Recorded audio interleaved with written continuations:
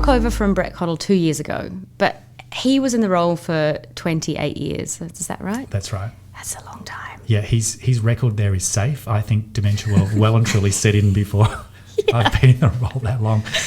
How would you describe Brett's legacy that he left at APRA? Well, look, I'm personally very grateful to Brett. He was a wonderful CEO to work for and a wonderful mentor.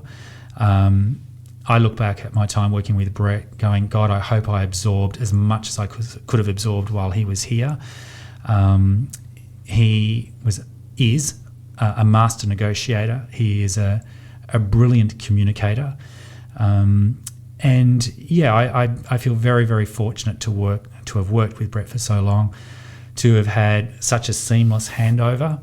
I think was generous of both Brett and very smart of the board to ensure that we did have a good handover. How long was it that you did? It was formally 6 months from the time I knew I had the job to Brett leaving.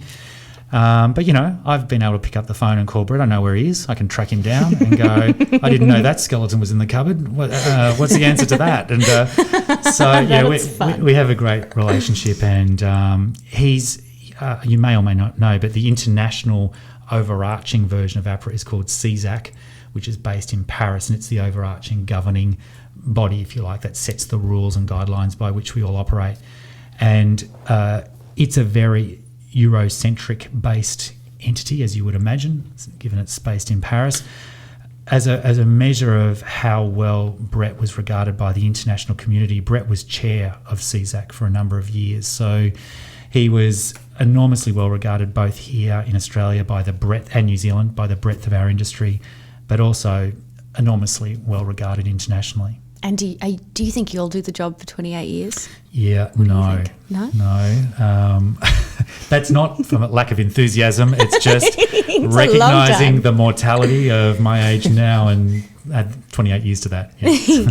Tell us about your best day on the job so far as CEO.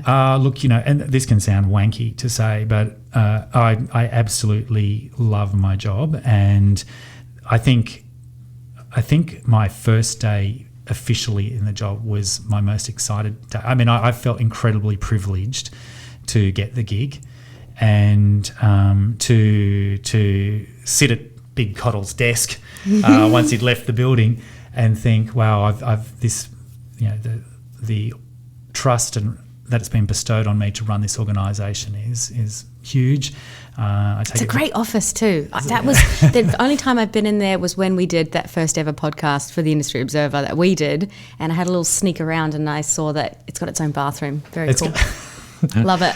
Well, hopefully that's not seen as a ridiculous luxury, but I'm happy to share it if anyone's desperate. I thought the reason was because the hours are quite long, and if you want to shower, that's it. I'm often there till the wee hours, and yeah. But no, look, seriously, I as I said before, I work with a great team of people. Our business is really fast moving, even though we've been doing the same thing for nearly 100 years. The context is different every day. I think you have to look at COVID and challenges and other things that come up as all in the course of a day's work, and when you've got a good team you can navigate through it, and that's largely because of the legacy of Brett Cottle. To go back to your earlier question, the culture that we have as an organisation is huge, and I'm really keen to ensure that everyone working remotely doesn't undermine that culture, that we do get people back in physical space and working together. I think it's really important. And can you remember a worse day? Not every day is going to be a beautiful, wonderful experience. Look, the day I started doing number crunching as to how much money we will be down because of COVID was not a great day. Oh. And so, look, you always have... Of course it was in 2020. That's right.